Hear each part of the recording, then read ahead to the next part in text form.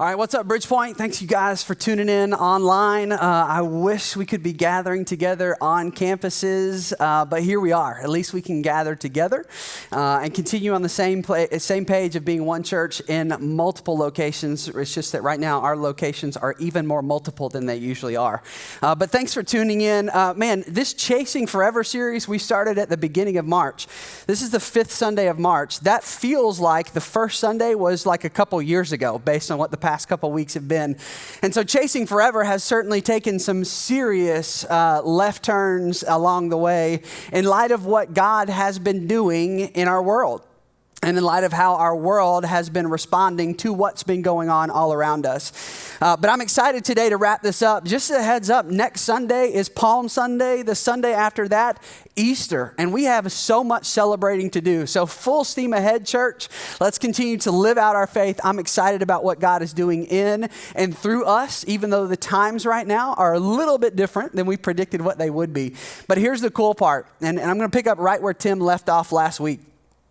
If we cannot prove our faith in the ugly times, what good is it?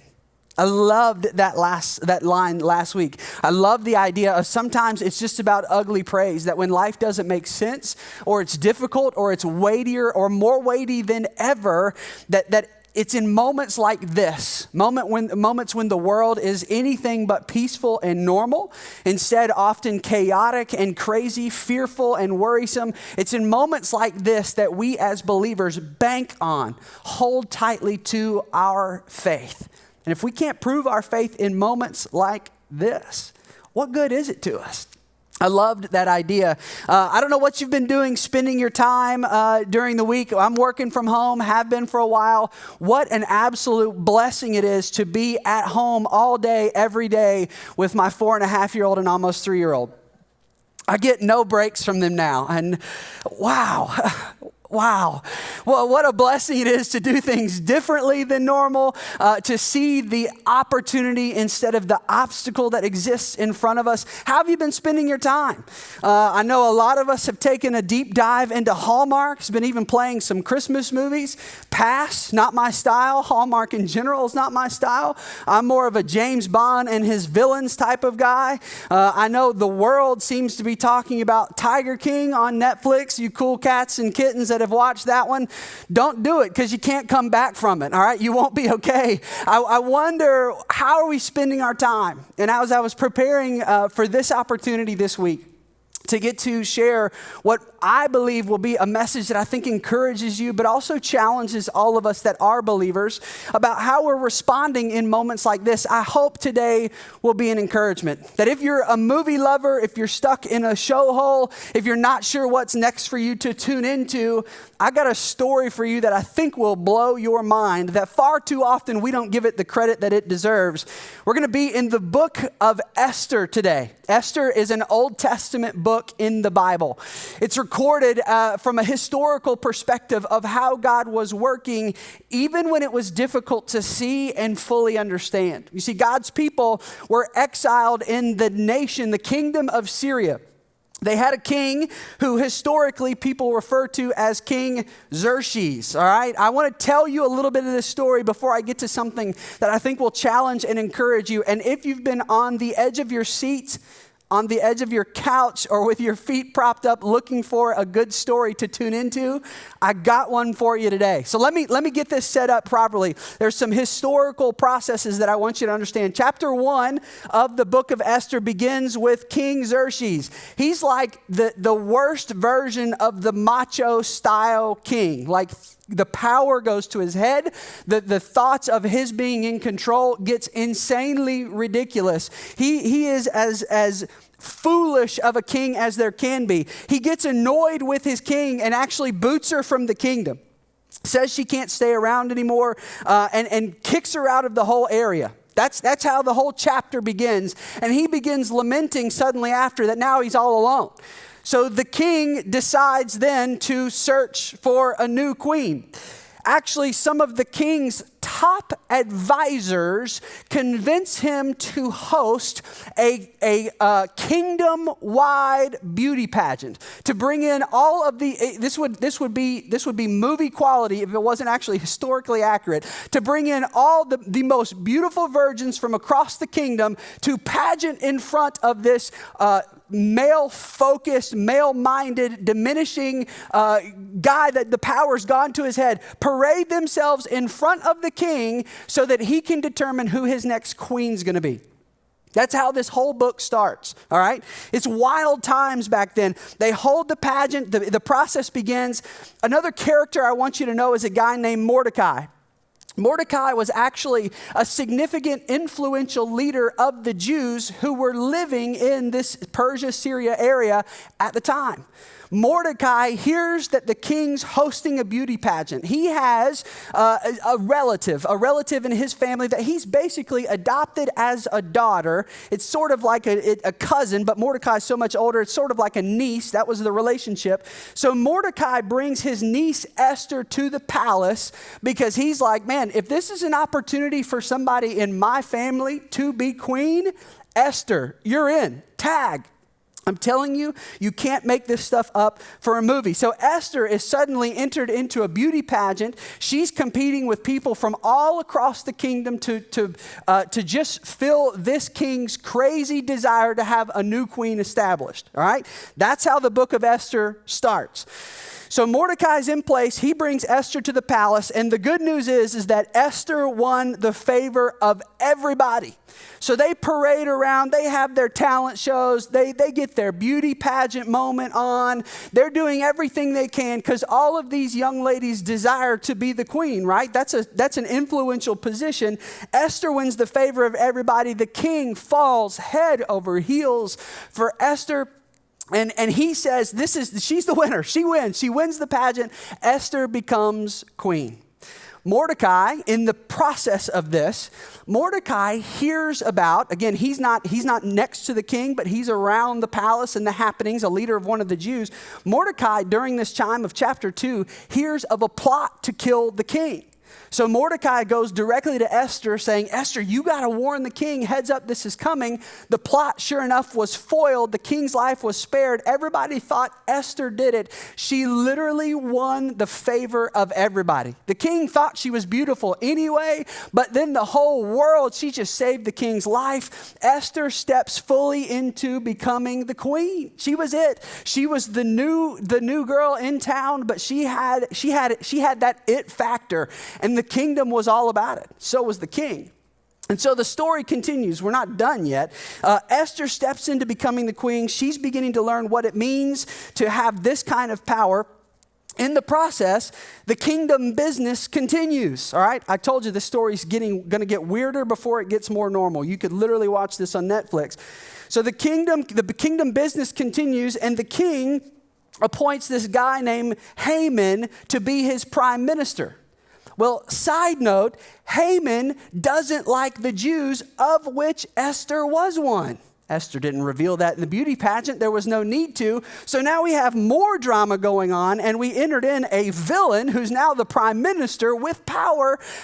I'm telling you, it gets wild. Haman gets this beef with Esther's uncle, cousin Mordecai, the guy that raised her. And so Haman convinces the king that the Jews were detrimental to the entire kingdom and they need to be eliminated, murdered, massacred all at once. This was the plot inside the kingdom that was taking place. And so the king, hearing the concern of his prime minister, says, let's put this in action. This needs to move forward. That we can't have Jewish people causing trouble. The Jews being God's very people causing trouble in the kingdom. And so the king signs a decree, and a date for the massacre of the Jewish people living in this kingdom was set. The queen is a Jew. Her uncle who raised her is right outside the kingdom, right outside the palace happenings. He's overly concerned about the treaty that was just, or the order that was just signed. Chaos was beginning to happen all around for the Jewish people. Their tomorrows were now numbered. The confusion was overwhelming. The fear was growing. The tension was raising. The prime minister hated them and was the one that was behind all of this to begin with. Trouble. Big trouble. So the date gets set for the massacre. We move through chapter 3. We start heading to chapter 4. Mordecai communicates through somebody to Esther. Remember, Esther's the queen. She's in the palace. And Mordecai says, Esther, you have to do something. You have to step in. I don't know what that looks like, and I don't know what it necessarily means. But Esther, you've got to do something. Esther was absolutely no fool, though. Esther knew that even as queen, she can't walk up to the king and try to tell him what to do. Far be it from her to walk up to the king uninvited and say, hey, king, listen, I need to disagree wholeheartedly with the decision you've made. It's a dumb idea. Can we pivot on this one? Because I just don't think it's going to be good for the kingdom. Back in this historical setting, that very well could cost Esther her life. To disagree with the king when he wasn't asking for an opinion, this was potentially a death sentence, but Mordecai saying, this is our shot, Esther. This is what we've got. This is the only story that this can play out and have any hope for a positive ending. So chapter 5 begins the journey of Esther interceding for the Jews. And I want to pause the story right there. I'm going to leave you on a cliffhanger to hear what comes next with the story, because I want to focus on this really important moment from chapter 4. I want you to turn your attention with me to this moment right before all of this begins to get into play, because suddenly Esther is confronted with an opportunity to put her faith fully into action or to shrink back in fear. Nobody knew in the palace that she was a Jew. Nobody directly knew that. She certainly didn't have any type of invitation to come disagree with the king and his order. So what happens in that moment is faith deciding to be active or inactive.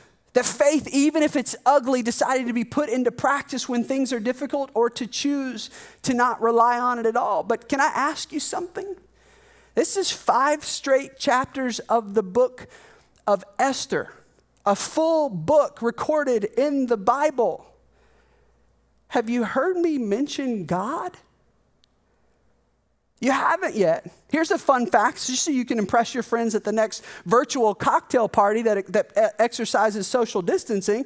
Esther, throughout the entirety of the book, is one book in the Bible that doesn't actually reference God at all. There's a whole book in God's word that doesn't actually reference God at all. And I thought about the craziness, how this could be actually a movie, that it was so wild. And it just got me questioning. We talked about this a little bit on midweek. I hope you tuned in on Wednesday night to check that out. If not, you should go back and watch that. Very, very helpful content. But same question, like thinking back to this historical moment in the Old Testament, but also thinking to the world around us. I wonder how often the question for us simply becomes, where are you, God? Where are you? Do you see what's happening in our world? I'm reading the book of Esther and I'm thinking, wow, she wins a beauty pageant, she becomes king, and then somebody else, the prime minister, convinces the king to murder all of Esther's people as a Jew. God, where are you in those moments? Where are you when life comes at you so fast that all you can do is try to hold on and not let fear overtake you, but instead to trust that God's in control?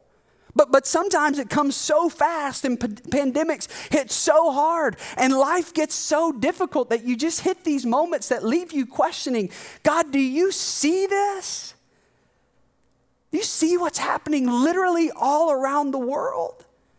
And as if the pandemic wasn't big enough, some of us have been walking through a difficult season of life before this even happened.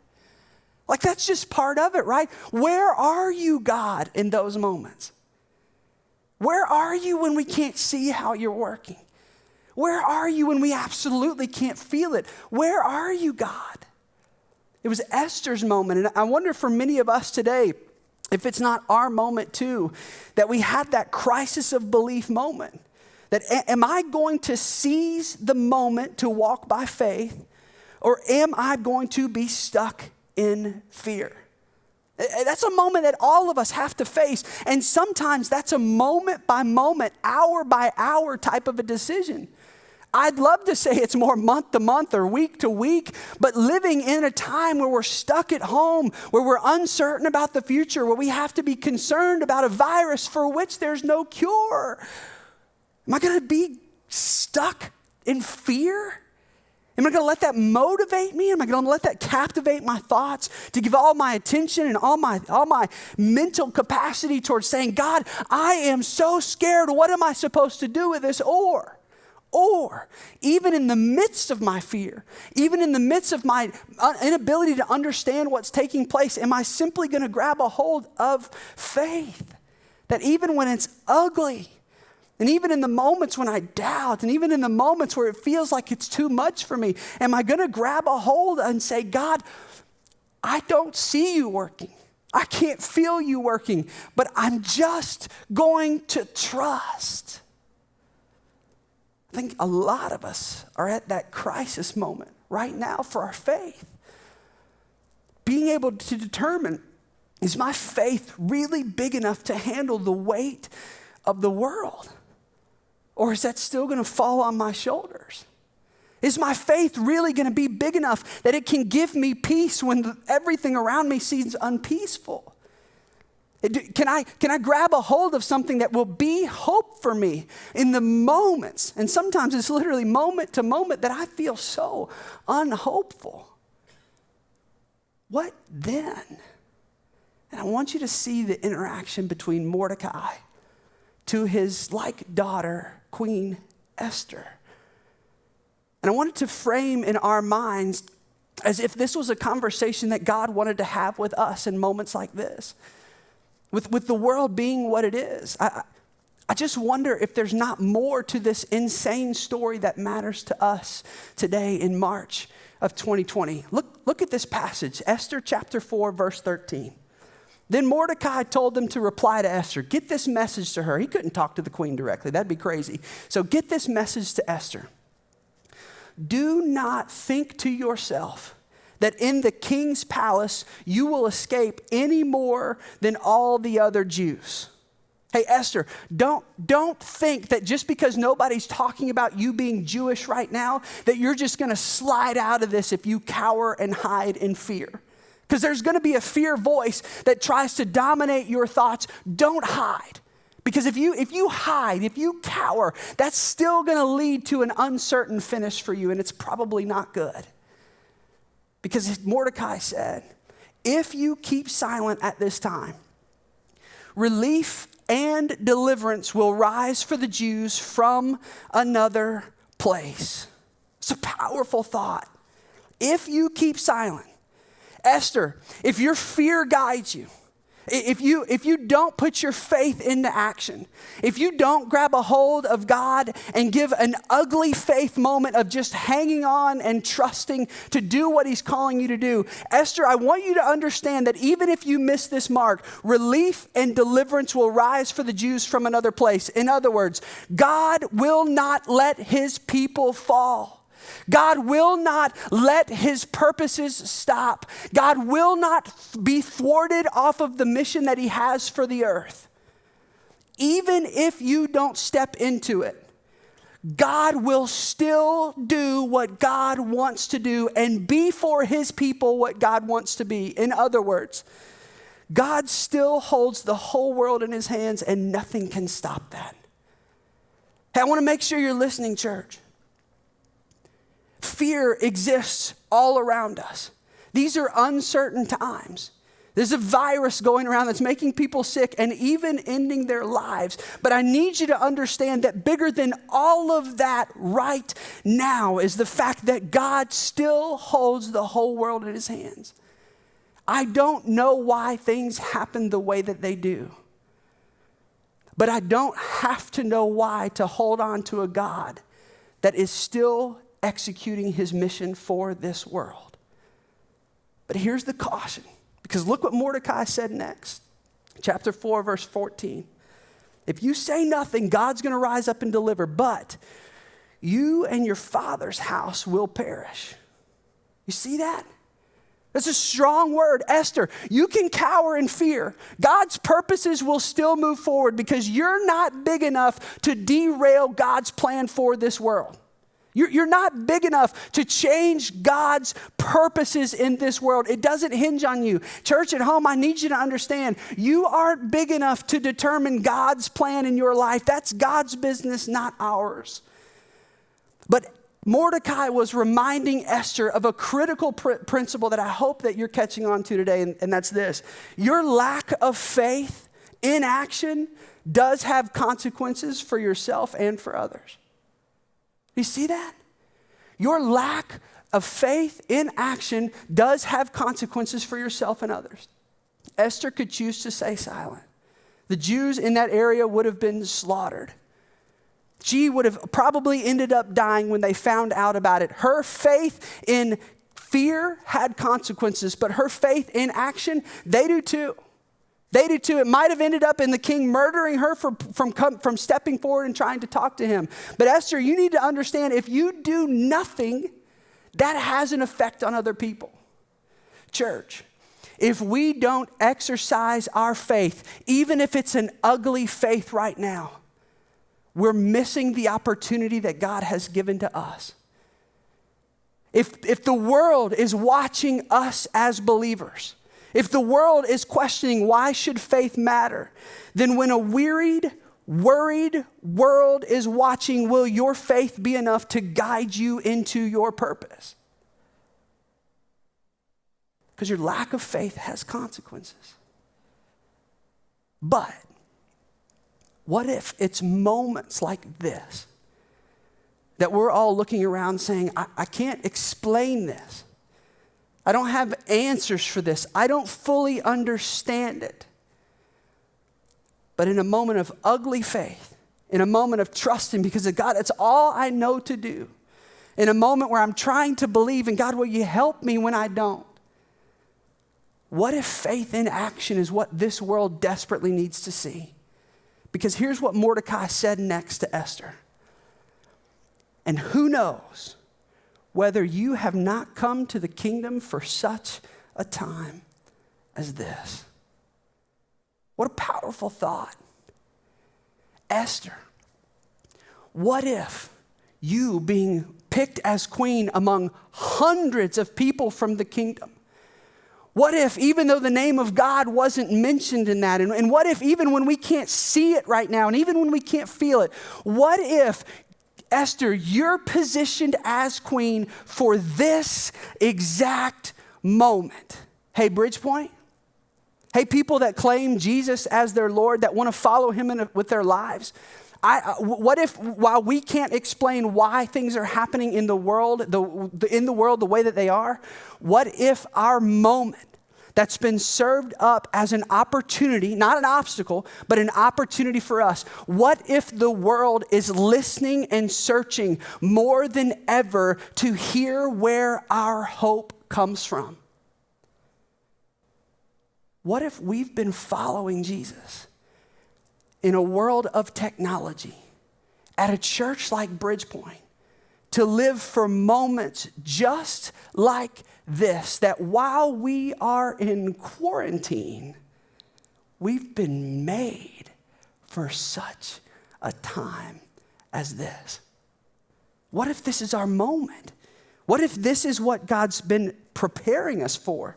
What if this is what we've been searching for? What if God is simply waiting to deploy an army, if you will, of voices that say, I know there's every reason to be afraid, but do you know you can have peace? I know that things are difficult right now, but do you know there's hope for us?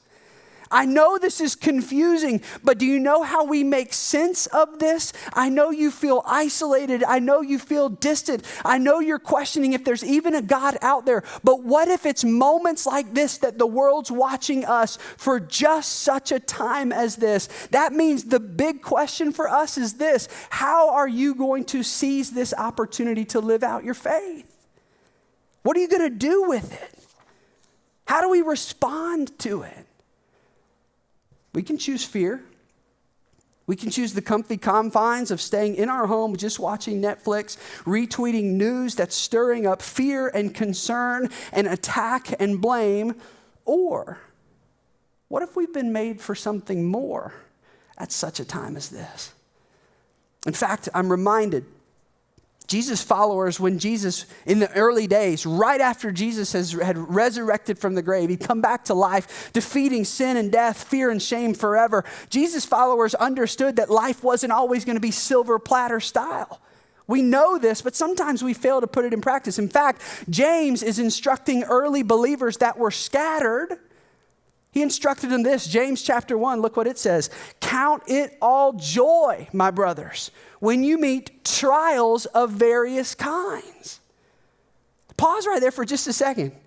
How are you supposed to count it as joy when hard times come? What are we supposed to hang on to? You mean we're supposed to go around celebrating? Yay? No, that's not his point. Count it as something deep inside, joy, in spite of circumstances when you meet trials of various kinds. Why? For you know that the testing of your faith produces steadfastness. And let steadfastness have its full effect, that you may be perfect and complete, lacking nothing. What if we were made for such a time as this? And this is the opportunity, the test for our faith, even if it's ugly faith, to say, I've got hope when the rest of the world doesn't. I'm at peace when the rest of the world feels chaotic. I'm comforted. I'm loved. I know grace. I'm not ashamed. I don't feel alone when the rest of the world is opposite of those things. What if God is using this to strengthen us as believers to declare louder than ever before to a hurting world that there is a solution for our brokenness? I instantly was reminded in preparing this message of the strength of Paul's words when he wrote the book of Ephesians, chapter 2, verse 10. We, those of us that follow Jesus, we are God's workmanship, created in Christ Jesus for good works, which God prepared beforehand that we should walk in them. What if we were made for such a time as this? What if this isn't catching God off guard? What if he's not asleep? And what if that while we can't explain the why to everything, we've been given everything we needed to step into a world that is desperately searching for something and be able to provide them answers that will guide them through an uncertain time? This is huge. I loved the response to this. How are we going to step into uncertain times? Because all the world knows is that things are broken.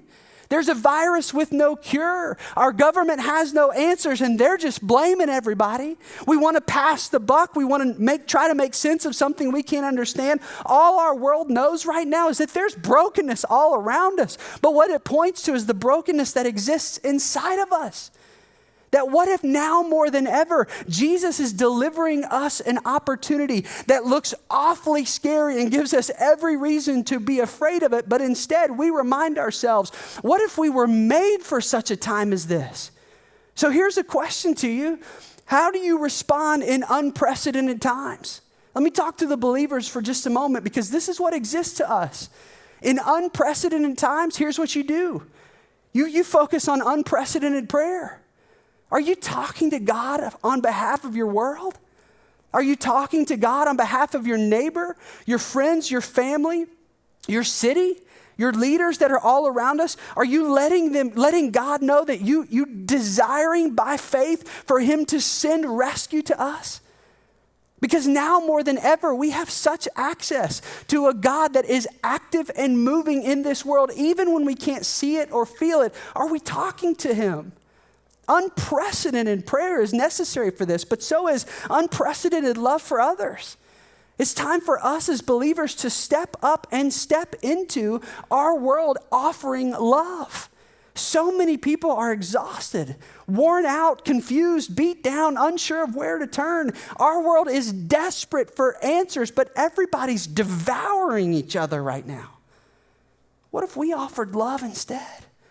What if we loved the people that were busy serving us?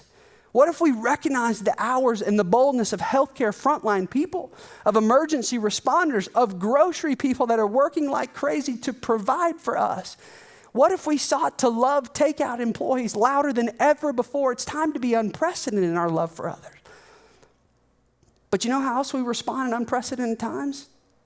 With unprecedented peace. I don't know what's next, but I know the one who holds my next. I'm not going to repost fear. I'm not going to spit out blame. I'm not going to attack. I'm not going to tear down. I'm not going to be destructive right now, because right now I'm going to remind myself that by asking God when I get anxious, God can give me a peace that's only found in Jesus that does not make sense. Unprecedented peace, but now is a time for unprecedented hope. Guys, it's time to grab a hold of the fact that God knows and holds the future. Now's the time to point people towards a tomorrow that will come. And while we don't know what it looks like, and we get to hold on to the fact that God's writing that story for us. So what do we do then? Unprecedented times, it's time for an unprecedented response. But maybe you find yourself asking, am I equipped to deal with this? Can I handle this? What about the moments that I feel so afraid? What about the moments I'm concerned for my health, for my finances? What about the moments that I feel like I have more questions than answers? Am I equipped for this? Here's what I need you to understand, church. That based on that passage in Ephesians, based on the story of Esther, based on everything that's happening in our world around us, you have everything you need in Jesus for such a time as this. Listen, can I be totally honest with you? If the passage in Ephesians is true, that we are God's workmanship, created in Christ Jesus for good works, that God prepared beforehand that we should walk in them, then everything we need to live out our faith in an unprecedented time, even when it's ugly, exists inside of us. Can I confess something to you? I have no idea how anyone that doesn't grab hold of faith in Jesus, then anyone that doesn't hang on to the goodness of God in times like these navigates this. I don't know what that looks like, because I don't know where you turn for hope and for answers and for peace and for guidance. But that's why I'm going to be committed to living out my faith, because I know where I turn. And I know that he's big enough to guide me through moments like this. So listen, maybe you won't be the one that creates the cure or the vaccine for this virus. But you want to know what it looks like to change the world in time like this? Maybe you can be the one that's going to calm that worried neighbor. Maybe you can be the one that sees the loneliness of people that feel so isolated. Maybe I can be the one that's going to heap on kindness and gratitude for those that are working and serving to the best of their ability in uncertain times. Maybe I can be the one that commits to only posting things on social media that are helpful and true. Maybe I'll be the one that commits to generosity in a time where everybody wants to hold tightly. Maybe in the moments where I feel like my faith isn't big enough, I'll hold tightly to the truth that everything I need is found in Jesus for just such a time as this. I, like you, there was a point in my life where I felt broken, helpless, and powerless. And then I heard that there was an offer of hope, peace, love, and grace afforded to me by Jesus. And it seems insane, and I don't have it all understood even now. But by simply trusting that Jesus died where I should have and rose, defeating and offering me a life that I couldn't give to myself, that's been everything I've needed to weather this storm. That's why our response, believers, can sing in faith, to declare by faith that Jesus, you're a way maker. You're a miracle worker, a promise keeper, that you're light in the darkness. My God, that's who you are. Remember the story of Esther? I'm not going to finish it for you. I want you to go read. Esther didn't know how it was going to turn out. Esther just knew that it was either time for faith in action or it was a time to cower in fear. That book's only 10 chapters long. Read that sometime this week and see what God was working, even though his name is never mentioned. That's when I'm going to hold tightly by faith and declare, Even when I don't see it, you're working. Even when I don't feel it, God, you're working. You never stop. You never stop working. You never stop.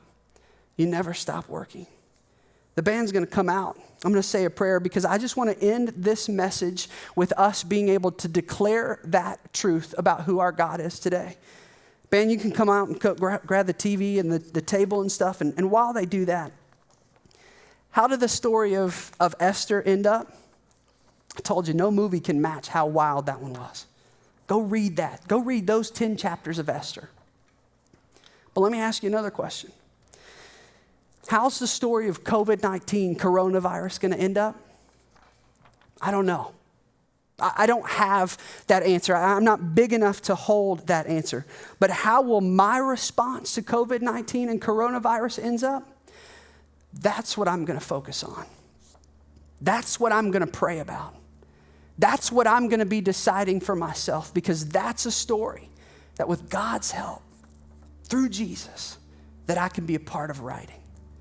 Pray with me really quickly.